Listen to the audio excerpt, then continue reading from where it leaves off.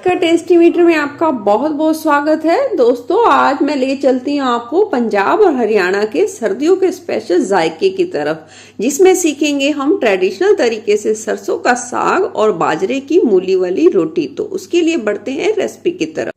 सर्दियों की खास सरसों के साग और बाजरे की रोटी की थाली तैयार करेंगे। तो उसके लिए हमने 700 ग्राम के करीब लिए हैं सरसों के पत्ते। सरसों के पत्ते सर्दियों में आम सब्जी मार्केट में बहुत ही आसानी से मिल जाते हैं। अब देखिए, सरसों के पत्तों की हमने ये गुच्छी बना ली है। अब हम इसके एक्स्ट्रा वाले डंठल को निकाल देंगे, थोड़े से निकाल देंगे, थोड़े से साग के लिए यूज करेंगे और इस तरीके से साग की कर लेंगे हम कटिंग। सरसों के पत्तों को अच्छे तरीके से साफ करके काट लिया है मैंने। अब साग के लिए मैंने यहाँ 1 पाव के करीब ली है पालक। पालक को अच्छे तरीके से साफ कर मैंने मोटा मोटा सा काट लिया है। साथ ही मैंने ये 200 ग्राम के करीब लिया है बथुआ, और बथुआ के मैंने एक्स्ट्रा डंठल निकाल दिए हैं। अब बथुए को भी हम इस तरीके से मोटा मोटा सा काट लेंगे, क्योंकि बथुआ बहुत ज्यादा सॉफ्ट होता है, तो आप इसे इस तरीके से काट सकते हैं। बथुए के बाद हमने ये 1 छोटी मुट्ठी के करीब लिए हैं हरे चने के पत्ते।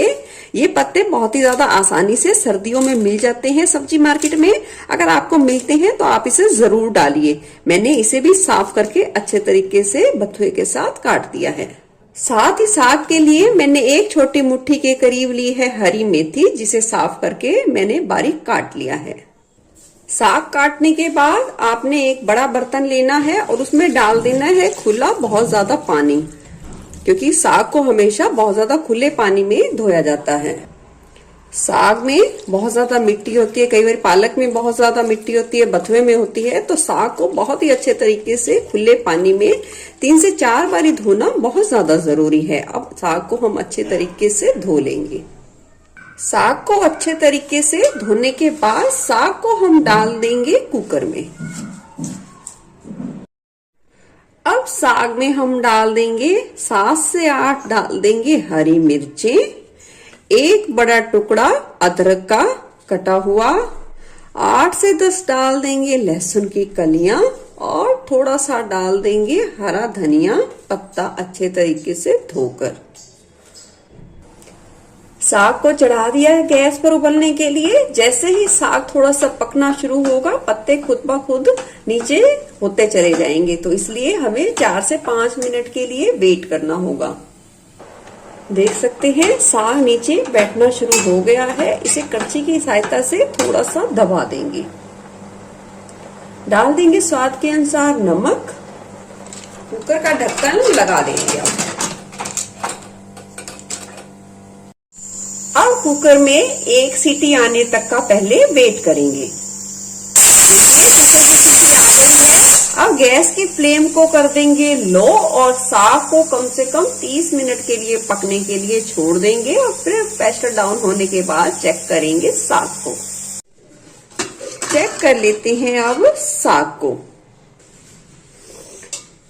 ये देखिए, साग बहुत ही अच्छे तरीके से गल गया है। अब साग को हम घोटेंगे, तो उसके लिए डाल देंगे 2 चम्मच के करीब मक्की का आटा।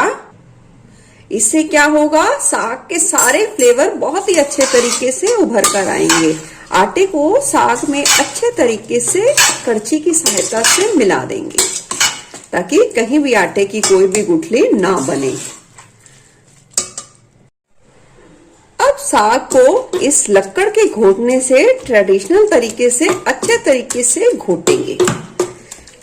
इसे घोटने में 10 से 15 मिनट का भी समय लग सकता है, थोड़ा कम ज्यादा भी लग सकता है। साग को अच्छे तरीके तक बारीक होने तक घोटना है, अच्छे तरीके से मिलाना है। देखिए, कुछ इस तरीके से घोटते जाना है और इस तरीके से मिलाते जाना है। जरूरत पड़े कि आपका साग थोड़ा सा सूखा सूखा है, तो आप इसमें उबला हुआ थोड़ा पानी का इस्तेमाल साथ साथ कर सकते हैं। साग को हमने बहुत ही अच्छे तरीके से घोट लिया है। देख सकते हैं साग की कंसिस्टेंसी। साग को अच्छे तरीके से घोटने के बाद अब बढ़ते हैं नेक्स्ट प्रोसेस की तरफ। यहाँ हम साग को फिर से पकाएंगे। तो साग को हमने चढ़ा दिया है चूल्हे पर और अभी गैस की फ्लेम को हमने हाई पर रखा है। वेट करेंगे साग में एक खदका लगने तक का। देख सकते हैं साग में खदका लगना शुरू हो गया है, यानी कि साग उबलना शुरू हो गया है। अब गैस की फ्लेम कर देंगे लो और साग को 5 से 7 मिनट के लिए अच्छे तरीके तक पकने देंगे, ताकि जो हमने मक्की का आटा डाला है वो अच्छे तरीके से पक जाए और सारे फ्लेवर साग में उभरकर अच्छे तरीके से आए। साग देखिए बहुत ही अच्छे तरीके से पक गया है और आप देख सकते हैं कुकर के जो तले पर भी हल्का हल्का सा लगना शुरू हो गया है। जब ये लगना शुरू हो जाए तो समझो साग हमारा बहुत ही अच्छे तरीके से पक चुका है। और ऐसी स्टेज आने में 2 से 4 मिनट कम ज्यादा भी लग सकते हैं, तो आपको इस स्टेज तक साग को अच्छे तरीके से पकाना है। अब साग को हम ठंडा होने के लिए छोड़ देंगे। देखिए साग को तड़का लगाने से पहले साग को कम से कम 3 से 4 घंटा पहले जरूर बना के रखिए। तो जब तड़का लगाएंगे तो साग का टेस्ट बहुत ही ज्यादा बढ़िया तरीके से उभर आएगा। देखिए इंस्टेंट भी लगा सकते हैं, पर ऐसा करोगे तो रिजल्ट बहुत ही अच्छा आएगा। तो मिलते हैं 3 से 4 घंटे बाद। साग को बने 3 से 4 घंटे हो गए हैं। अब लगाएंगे तड़का। कढ़ाई में हम डालेंगे 1 बड़ा चम्मच के करीब देसी घी और अच्छे तरीके से गरम करेंगे। घी जैसे ही गरम होगा हम इसमें डाल देंगे आधी चम्मच के करीब खड़ा धनिया। हल्का सा खड़ा धनिया भुनने के बाद हम इसमें डाल देंगे 1 मीडियम साइज का कटा हुआ बारीक प्याज। प्याज को यहाँ हम गुलाबी होने तक अच्छे तरीके से भून लेंगे। गैस की फ्लेम को मीडियम पर ही रखेंगे।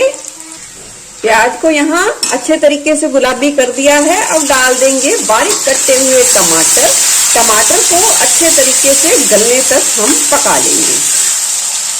टमाटर ऑलमोस्ट अच्छे तरीके से गल गए हैं। अब हम इसमें डाल देंगे आधी चम्मच के हिसाब से लाल मिर्च पाउडर और डाल देंगे थोड़ी सी बारीक कटी हुई मेथी। अब सभी चीजों को लो फ्लेम पे 1 मिनट के लिए पका लेंगे, यानी कि भून लेंगे। तड़का अच्छे तरीके से पक गया है। देख सकते हैं आप कितना बढ़िया कलर आया है। अब हम इसमें डाल देंगे साग। मैंने जितना साग बनाया था उसका आधा साग इसमें डालूंगी और आधा इसका बाद में तड़का लगाऊंगी। उस हिसाब से ही मैंने आपको तड़का बताया है। अब इसे अच्छे तरीके से मिला देंगे। अब तड़के में साग को अच्छे तरीके से रमने देंगे, यानी कि रिझने देंगे। लो फ्लेम पे हम 5 से 7 मिनट के लिए साग को छोड़ देंगे। देख सकते हैं साग को देखने से अंदाजा लग गया होगा साग हमारा कितना बिल्कुल मलाईदार, बिल्कुल हलवे जैसा बनके तैयार हो गया है। देख सकते हैं आप पास से साग बनके बिल्कुल तैयार है। अब लगा लेते हैं साग के साथ बाजरे की रोटी का आटा। बाजरे की रोटी बनाने के लिए मैंने डाल दिया है 1 बड़ी कटोरी के करीब बाजरे का आटा, 2 चम्मच के करीब गेहूं का आटा, स्वाद के अनुसार थोड़ा सा नमक और अब डाल देंगे 1 मीडियम साइज की मूली कद्दूकस की हुई। सभी चीजों को अच्छे तरीके से मिला देंगे। 7 से 8 रोटी बनाने के लिए आप 1 मीडियम साइज की मूली का इस्तेमाल कर सकते हैं। अब थोड़ा थोड़ा पानी डाल के हम आटे का एक डो तैयार करेंगे। डो बहुत ज्यादा हार्ड नहीं होना चाहिए, बहुत ज्यादा सॉफ्ट भी नहीं होना चाहिए। आटे को इकट्ठा कर लिया है। अब इस तरीके से, यानी कि ये जो हथेली है इसका दबाव देते हुए आटे को हम 1 से 2 मिनट के लिए गूंथ लेंगे। आटे को गूंथ लिया है। आटा बर्तन पे कहीं भी नहीं चिपका है। इसका मतलब हमारा बाजरे का आटा रोटी के लिए बहुत ही अच्छे तरीके से गूंथ के तैयार हुआ है।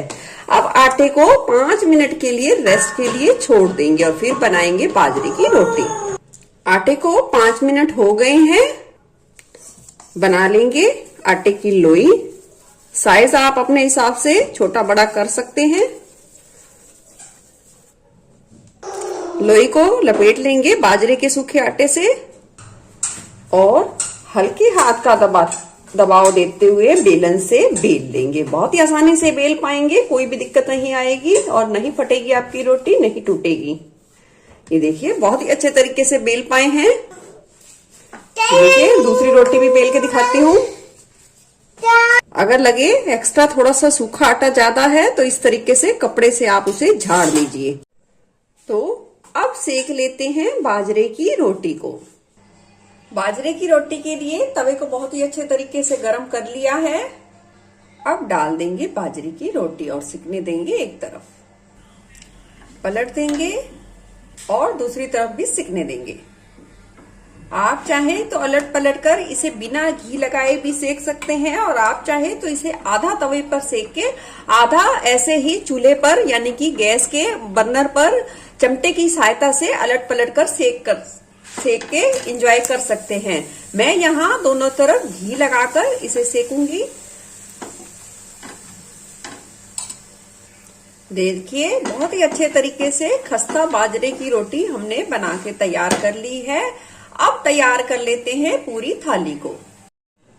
गर्मा गर्म सरसों का साग, बाजरे की रोटी, साथ में गुड़, मूली का सलाद, हरी मिर्च।